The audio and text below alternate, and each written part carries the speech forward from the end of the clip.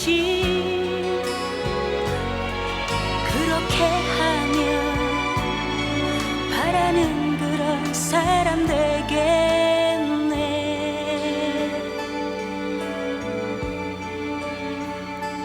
그런 사람 되겠네. 그렇게 하면 그런 사람 되겠네.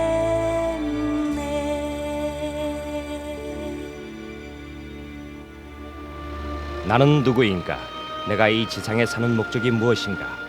인생은 왜 시련과 슬픔으로 가득한가 하는 질문에 대한 올바른 답을 찾는 것은 우리가 인생에서 어떤 사람이 되는가를 결정합니다.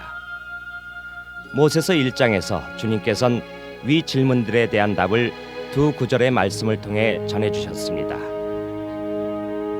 첫 번째 구절은 하나님이 어떤 분인가에 관하여 우리에게 알려줍니다. 하나님은 자신이 주 전능하신 하나님이요 무궁은 곧 나의 이름이라고 하셨습니다. 이 간결한 문장으로부터 무엇을 배울 수 있습니까? 그분은 주님이시요 전능하시고 영원한 분이십니다.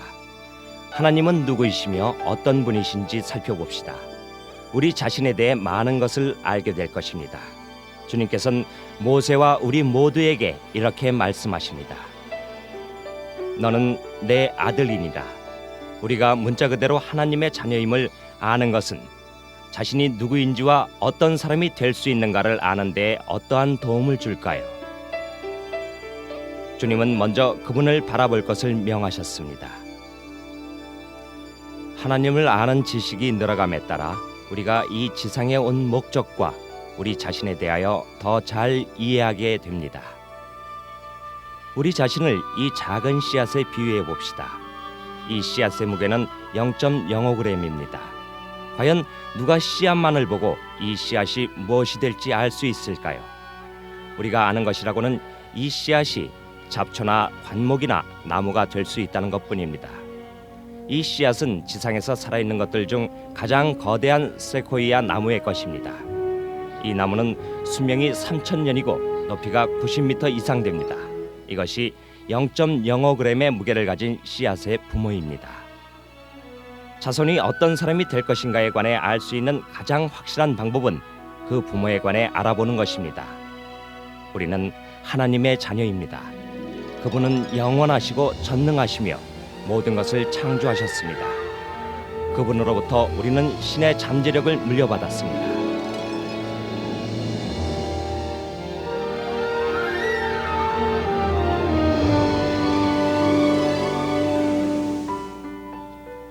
우리는 하나님의 자녀로서 독생자를 닮고 하나님의 형상대로 창조되었습니다. 우리가 구세주와 같은 형상대로 창조되었다는 것을 아는 것은 우리가 그분과 같은 삶을 살아야 한다는 이유가 되는 것입니다. 여기에 우리가 누구인가라는 질문에 대한 주님의 답이 있습니다. 우리는 하나님이 주신 잠재력을 지닌 하나님의 자녀입니다. 우리는 구세주와 닮은 모습으로 창조되었습니다. 모세는 주님과 이야기한 후 혼자 남게 되었습니다. 여러 시간이 지나고 나서 그는 다시 원기를 되찾았습니다. 그가 정신을 차렸을 때 그는 이렇게 말했습니다. 이로써 나는 인간이 아무것도 아닌 줄 알았도다. 이 일은 전에 한 번도 생각해 본 적이 없었도다. 우리가 하나님의 자녀이며 하나님의 아들과 같은 형상대로 창조되었다는 것을 알고 있었음에도 왜 모세는 인간이 아무것도 아니다라고 했을까요? 여기 인간이 만든 위대한 작품 한 가지가 있습니다. 이것은 그랜드 캐년의 밑바닥에 있는 인간의 작품 중에 하나입니다. 하나님이 만들어 놓으신 것들 중 작은 것, 우주에서 그것을 본다면 그랜드 캐년조차도 볼 수 없습니다. 이런 관점에서 볼 때 인간의 업적은 대단히 보잘것없는 것처럼 보입니다. 사람은 아무것도 아니다라는 문장은 인간이 무가치함을 묘사하기보다는 하나님의 권능과 영광에 대한 경탄과 겸손을 나타내는 문장입니다. 이 씨앗이 아무것도 아니라고 말하는 게 옳을까요? 그 나무의 크기와 거대함에 견주어 본다면 그럴 것입니다. 이 씨앗이 무가치한 것이라고 말한다면 옳을까요? 그 씨앗이 어떻게 자랄 것인가를 고려하지 않는다면 그럴지도 모릅니다.